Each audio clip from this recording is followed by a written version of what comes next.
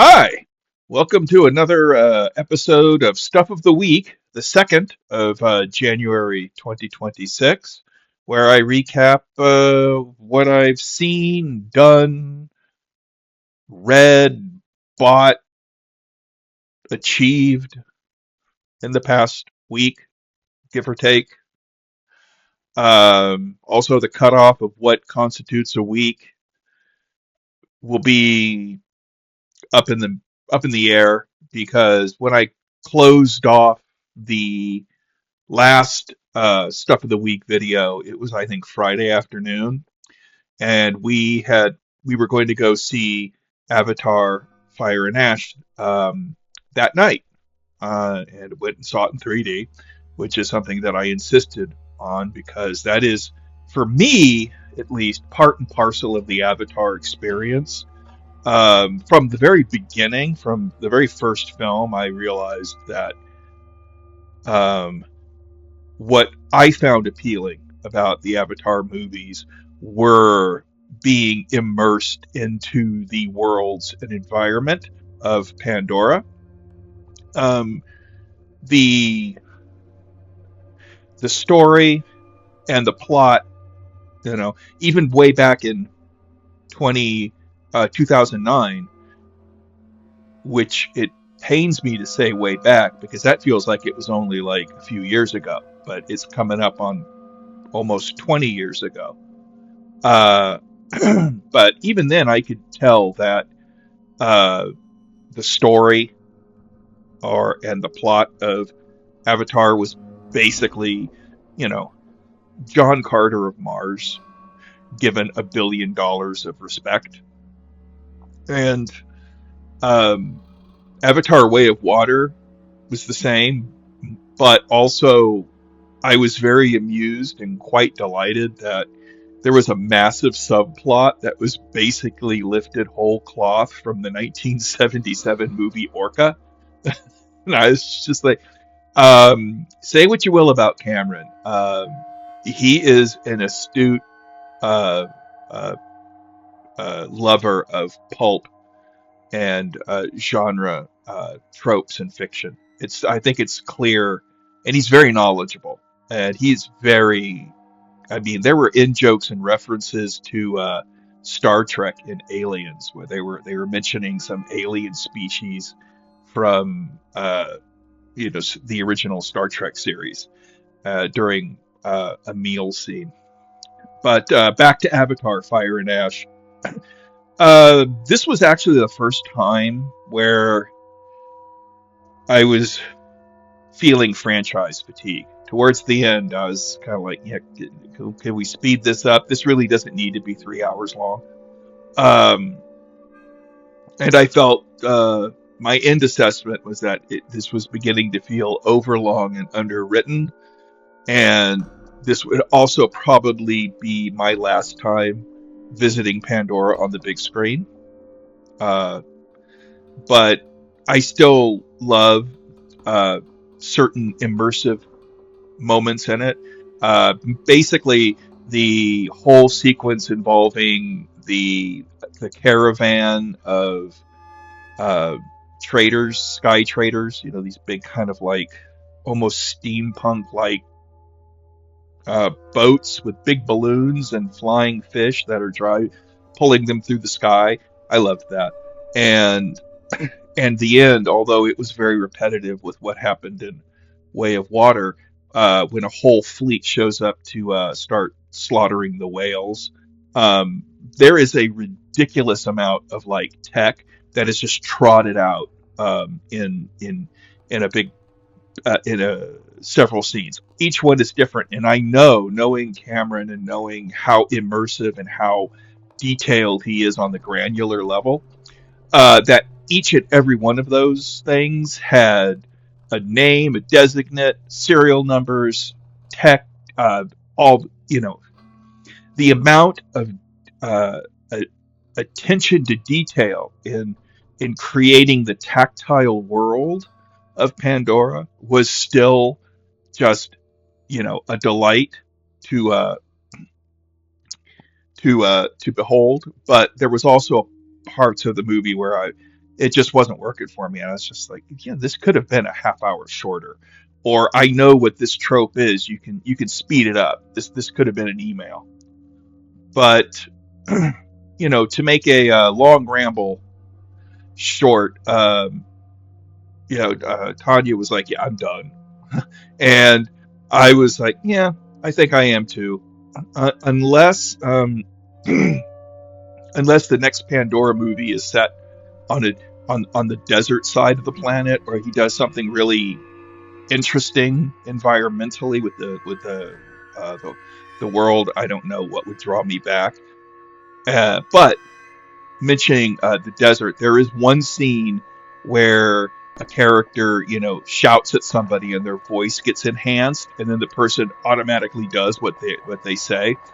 And I leaned over to, I was like, did she just use the voice on her?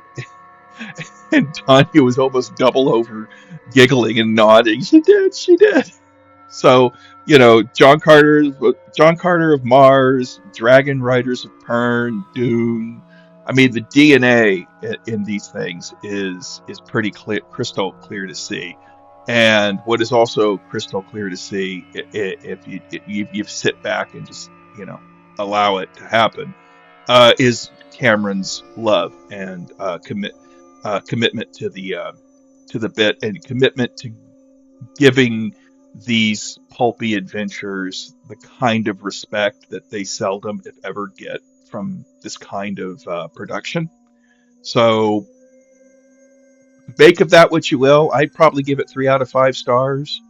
It was perilously close to getting close to 2.5 at one point, but there was enough in there that I enjoyed seeing, and there was even a part of me that would be like, if they have toys of some of these, like those crab submersible things they had, I would probably want to put one on my desk. But yeah, I think this might be my final visit to Pandora. We'll see in another, I don't know how many years between these things they do. Um, we also started the third season of The Diplomat, which is a delightfully chaotic show of political brinksmanship and just ludicrous plot twists that still feel, in this day and age, actually rather plausible. I mean, they do draw heavily on, the 9/11 conspiracy theories and things of that nature, but also do very cagey, not at all subtle call outs to the administrations of the last few years. And I just think it's a delightful show filled with really really complicated and frustrating characters that just, I don't know where it's going to go. I don't know how it's going to turn, but it's holding my interest and keeping me entertained. And we specifically reached a point in the season where it was like, okay, well, if we can stop here and then watch the next 2 episodes, or we could watch the next episode and run the risk of staying up way past an advisable time frame for a work week to finish it, because that's our MO. So hopefully within the next week we'll see the last 2 episodes. But yeah, I wholeheartedly recommend it. We also went to Thistlewick at Filoli House. This was their other holiday themed setup. They had the lights and the house all decked out, and I did a video of that last month / last year. And January 11th was the last day of Thistlewick. which was this nice little kind of Christmas village where you could get cider and cocoa and all manner of stuff. It's also where they unveiled Rose Wonders, which is Filoli House's permanent Thomas Dambo troll. Rose is going to be there for life. This is her home, and welcome. But it was also kind of sad to walk along the trail out to the area where Thistlewick was and not see the 2 or 3 trolls that had been along the trail that last year. They've gone on to other locations on their world tour, but they will be sorely missed, I should say. And while Thistlewick was closing on the 11th, it was the last day, it looks like the small and delightful train diorama they had set up, the electric train sets, which is what I really wanted to see, because as a grown man, I love my electric trains. And we went, and I got a lot of footage, made a video of that, but learned that the electric trains have been extended throughout spring, probably because I think they're just so popular and delightful. So while the Christmas Village Thistlewick, the Christmas Village is closed, I think the diorama is going to stay up until about April or May, maybe even into June before they do something else. But what that something else is, I don't know. But I look forward to finding out what it is. And if you get a chance to go see the trains at Filoli House, I recommend you do. I mean, it's really cute, and it was crowded there, and everybody had a grin on their face, and all the kids were just having a blast, and all the kids at heart were having a blast as well. We all had fun. Okay, now let's move on to the 5 or 10 newspaper ads I uncovered and clipped for the work week of this January, which would be Monday the 12th through to Friday the 16th. We're going to start on Monday, January 12th. In 1982, January 12th, 1982, there was a sneak preview screening of Great White at the Stonestown Theater in the Sunset District of San Francisco, which is a bizarre venue for an Italian exploitation film to have a sneak preview. The screenings were sandwiched between screenings of the far superior Raiders of the Lost Ark, but it's one of these things where it's like, I wish that we lived there and I could have gone and seen it, because when the movie opened, I think it opened in March, Universal Pictures turned out to be not at all impressed or the slightest bit appreciative of this blatant Italian knockoff of Jaws and Jaws 2. They filed a legal complaint that resulted in the movie getting pulled from theatrical release.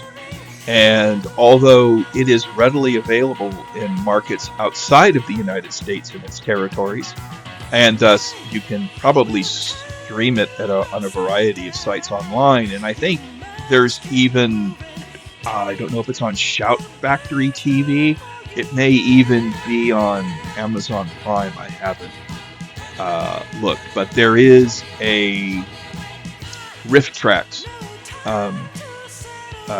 version of the film available under its original title, which was The Last Shark. On a side note, I did hear, I believe it was on the Severin Films podcast, David Gregory talking about how they have reached out to Universal to try to see if they can get a release, a legitimate release, a Blu-ray on boutique Blu-ray for Great White, and the answer remains an emphatic no. And after what they went through with releasing Cruel Jaws on Blu-ray, I don't think they're going to be fighting too hard. They were just like, yep, still off the table. When and if that will ever change, I have no idea. On another level about The Last Shark, Guido and Maurizio De Angelis' score for the film was released by Beat Records in Italy, and I got the soundtrack, as you can see. So I can listen to Hollywood Big Time and the rather unique electronic score for this film at times. I also learned, looking at this, that Yvonne Wilkins' song Hollywood Big Time, as well as We'll Fly Away and the melody plays, the copyright for this is owned by Universal Music. So that a subsidiary of Universal was making some cash off of The Last Shark because they bought the rights to some songs. So there's that. Okay, let's go back in time to January 12th, 1930. And here we have an ad for Hearst's International combined with Cosmopolitan. And it's an advertisement hyping the serialization of Rebecca West's novel War Nurse. I did not know this, but I checked up on it. West seems to have had quite the career and life. She was a trail-blazing feminist and socialist, literary critic, and author of both nonfiction and fiction. Of the former, her 2-volume book, Black Lamb and Gray Falcon, is considered to be a classic of travel literature and history. She also penned coverage of the Nuremberg trials for the New Yorker magazine that was titled The Meaning of Treason, which was revised and reprinted in 1964 as The New Meaning of Treason. And her most famous novel appears to have been her first, which was 1918's The Return of the Soldier, and was the first World War I novel written by a woman. I also learned that West was knew H.G. Wells, both in the social and biblical sense of the words. In fact, her son was a product of Wells and West's relationship, and he was Wells's biographer. Fascinating. Also, from what I heard, War Nurse seems to be more of a romance-heavy novel than it is about the actual war. But I haven't read it. I don't know who has, but it was interesting to uncover this. Moving forward to, January 13th, and in 1980, the movie Silent Scream would be opening soon. Although I had a friend at the time who loved to paraphrase Silent Scream's hyperbolic tagline as boredom so sudden there's no time to yawn. I actually enjoyed the movie for what it was. Silent Scream would also be the second time I would see Barbara Steele on the big screen at the Alameda South Shore Twin. The first time having been way back in 1978 when we went and saw Piranha. But I didn't know who Barbara Steele was at this particular time. It'd be a few more years before I started, really studiously figuring out actors, directors, performances, and what have you. And I do remember watching this on home video at one point, and my mom commenting how odd it was that an actress of Barbara Steele's caliber was playing a part that had no dialogue. that she was just like, and she was a silent, like, serial killer. And I was like, really? And she said, yeah, that's Barbara Steele. And also, Silent Scream also seems to be her final film appearance. Um, but she's still alive and kicking, and evidently every bit as lively and acerbic in wit as she was back in the 60s and 70s. So God bless her, and I wish her well. I also got a kick out of seeing actor-comedian Avery Schreiber, who at the time I recognized from his Dorito commercials and game show appearances, in a small and serious role as a cop in the film. Hopping back in time again, January 13th, 1925. Here's an ad for the Ladies' Home Journal that is touting the serialization of Crosby Garston's novel High Noon. Despite the title, it is not a Western. It has nothing to do with the film, the 1950s Western film of the same name. This is the story of a naval deserter woven through, the life of a naval deserter woven through its story of great adventure in the 18th century. And is the second book in what would become known as the Penhale trilogy. January 14th, 1990, and we have an ad for the sneak preview of Tremors. I did see it at the Kabuki, and I also, my notes make a note that this ad is a tad murky and a little bit hard to make out. But what is not murky and easy to make out is my utter love for this delightful little monster movie. I actually went and saw it twice on its opening day and have watched it multiple times since. I have 2 copies of the film soundtrack. There was a limited edition release back in, what's this says here? Looks like it's 1999. And then there was another release of the complete score. This one looks like a 2020, also from Entrada, and this also contains the additional music that was done by Robert Folk,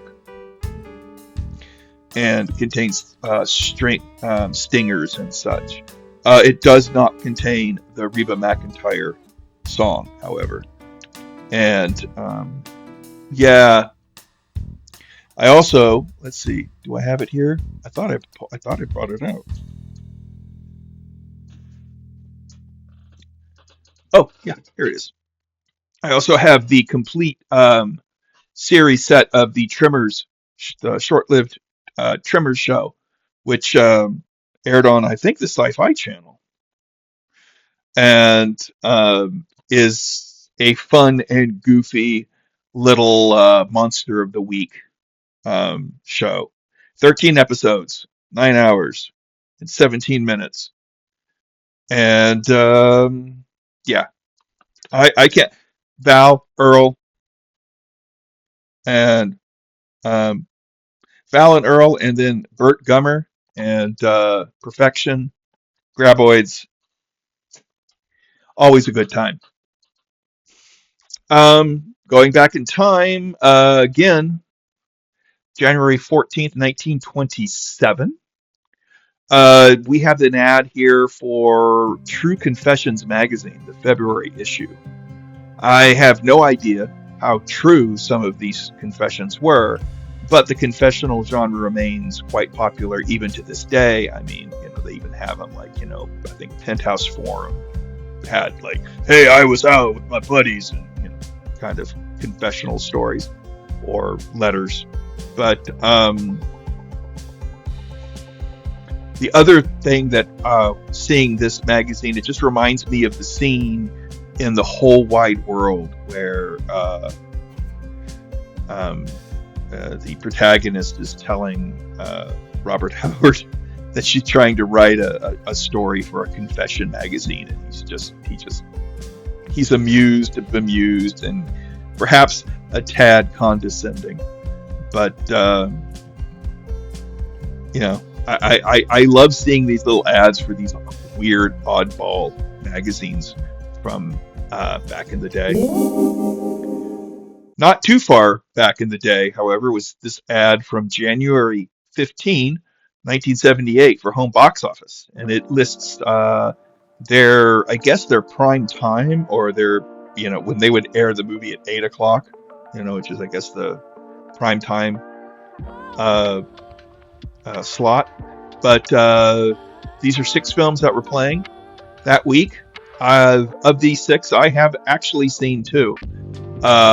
Those 2 would be Future World, the sequel to Westworld, which I do remember seeing on the big screen, but don't remember much about it. I did have the novelization by John Ryder Hall and read it at one point, but I don't have it anymore. And,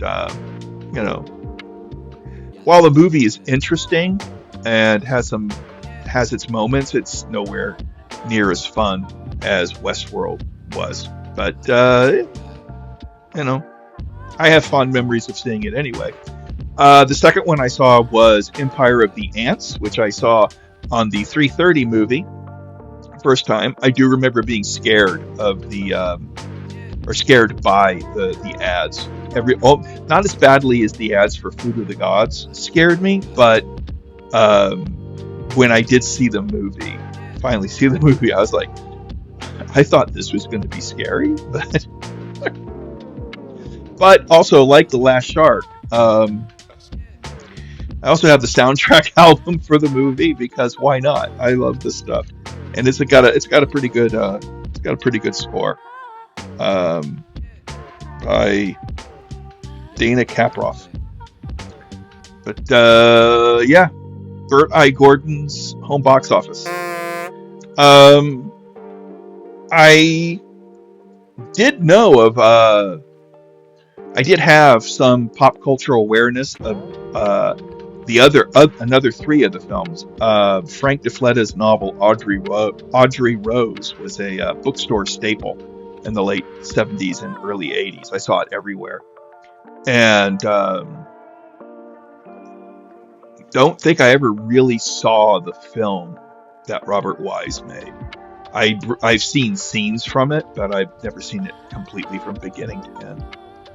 And I know that I watched the first Sounder movie at some point in 1989 or 90. I was working at Blockbuster Video, and I think I rented it and watched it because Paul Winfield was in it. And I wanted also I'm like, I need to watch older films and just get something different. And I had still heard of, but had still yet to have seen Alan Parker's Bugsy Malone. All I know about that is that it's got a cast of kids, and when when people get machine gunned instead of blood, they blow out milk. Yeah, it's a weird movie from the 70s. Cocaine was a hell of a drug. The only movie on here that I didn't see was a film called Birch Interval. The only one I hadn't heard of. I did a quick check of the IMDb, and that revealed that the film is a fish out of water melodrama about an 11-year-old girl who goes to spend a summer at the home of some rural relatives who live near an Amish community. Not something I would have been terribly interested in back in the day, but today I'd be amicable to giving it a look if I ever stumble across it while scouring a streaming service for something different to watch. But I don't know when that'll happen. Who knows? I might depart this mortal coil, not having seen Birch Interval. Okay, let's see the end of the week already. January 16th, 1981. The Americanization, or the Americanized edit of the first 2 Lone Wolf and Cub movies, Sword of Vengeance and Baby Cart at the River Styx, it gets a theatrical release as a film called Shogun Assassin. Now, while I have seen the first 2 films, because I got the Lone Wolf and Cub box set from Criterion Collection. And I still have to watch the next 4 films: Baby Cart to Hades, Baby Cart in Peril, Baby Cart in the Land of Demons, and White Heaven and Hell. But I have seen the first 2. They're phenomenal. And I don't think I've seen Shogun Assassin beginning to end, but I would like to check it out at some point. And I do have the soundtrack for the film, that the electronic music that W. Michael Lewis and Mark Lindsay composed for the film. This also has dialogue snippets and the audio of the theatrical trailer, which, if you haven't seen it, you should just go and look at the Shogun Assassin theatrical trailer. It's awesome.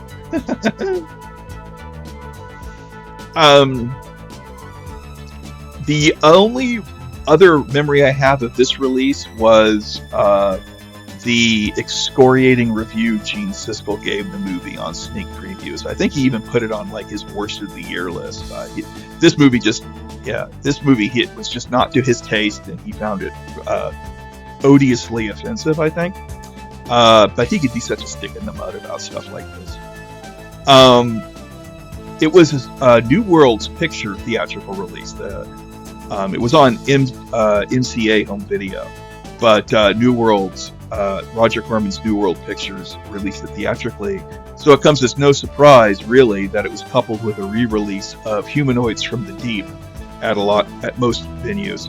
Although the Balboa Theater in San Francisco, which I once lived a mere 3 blocks from, did have it coupled with a re-release of 1977's The Hills Have Eyes. So whether you saw it with Humanoids from the Deep or The Hills Have Eyes, you were going to have a really interesting time at the movies. I also feel compelled to acknowledge the very obvious debt that The Mandalorian owes to Lone Wolf and Cub, or to Shogun Assassin. To Shogun Assassin, because it's quite obvious, and they even acknowledge it themselves. I really got a giggle when they recreated or restaged the Choose Your Destiny scene, where it's choose the ball or choose the sword. If you choose the ball, you will join your mom in death. If you choose the sword, you're going to be with me on the road to hell. Instead, Luke Skywalker's like, hey, you've got a lightsaber, and you've got this thing that the Mandalorians. You choose where you want to go, and that was not in an episode of The Mandalorian, though. For some weird reason, they restaged it in an episode of the Book of Boba Fett. I think they just ran out of story for Boba Fett. I don't know. Rounding out the week is this ad from January 16th, 1932. The American Weekly supplement magazine that was in the Examiner touts the serialization of the new novel from Frederick Arnold Coomer?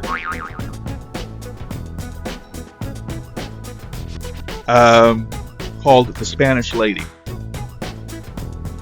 The ad hypes this novel as a mystery tale, a detective yarn, and a story of romance, all revolving around a bewitching painting of a mysterious Spanish lady.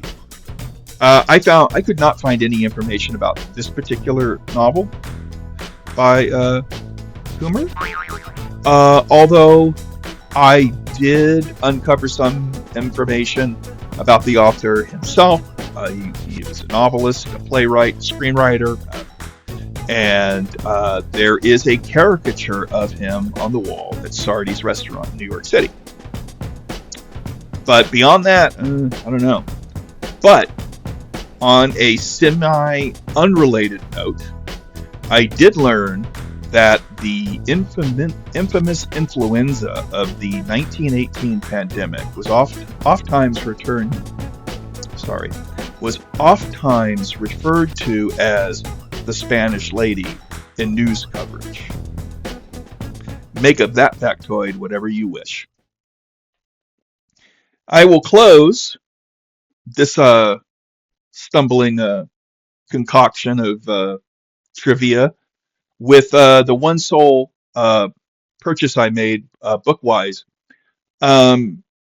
Last week I talked about, or I shared an ad for Dance of the Virgins by Pearl Bank Stewart, and noted that there only seemed to be one novel of hers that was published in book form, and that was Love Knows No Law. And while I was researching that, I uncovered a copy of that book, and I got it. Why?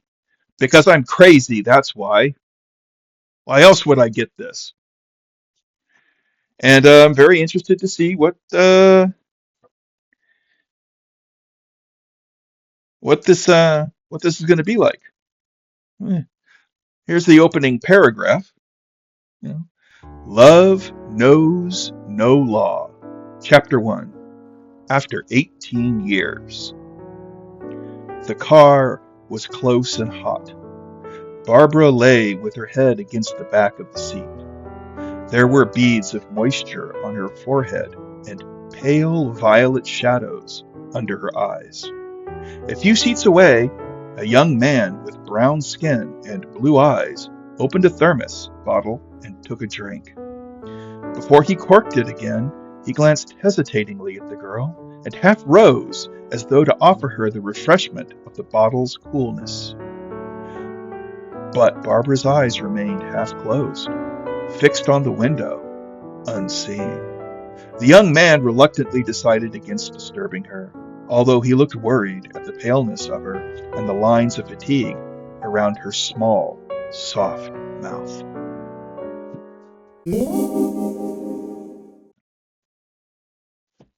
That's going to be some interesting reading. You can already get the waft of the melodrama there. 1934. Love Knows No Law by Pearl Bank Stewart. I will read this sometime between now and 2036. No promises. And that brings this week to the end. We're kind of busy. We're doing a lot of traveling, a lot of stuff going on. So I haven't got any reading done. I've probably spent way too much time sitting in front of this dang computer looking for newspaper ads to put on my blog and put on these roundups. However, there is one thing that bears mentioning. I'm going to make my live stream debut next week on Wednesday, January 21st. Yes, Wednesday, January 21st.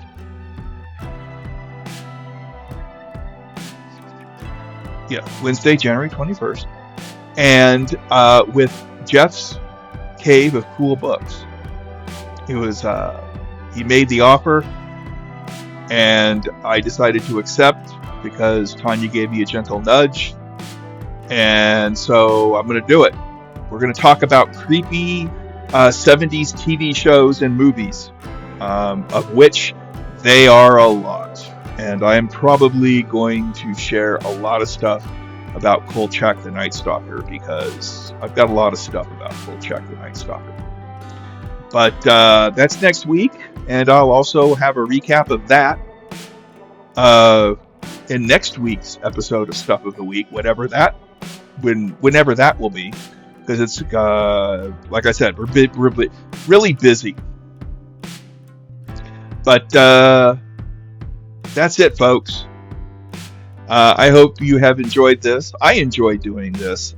Even if nobody watches it, I'd still do it because I just enjoy the challenge and of looking all this stuff up and doing the research and then, yapping about it in my own clumsy, unvarnished way.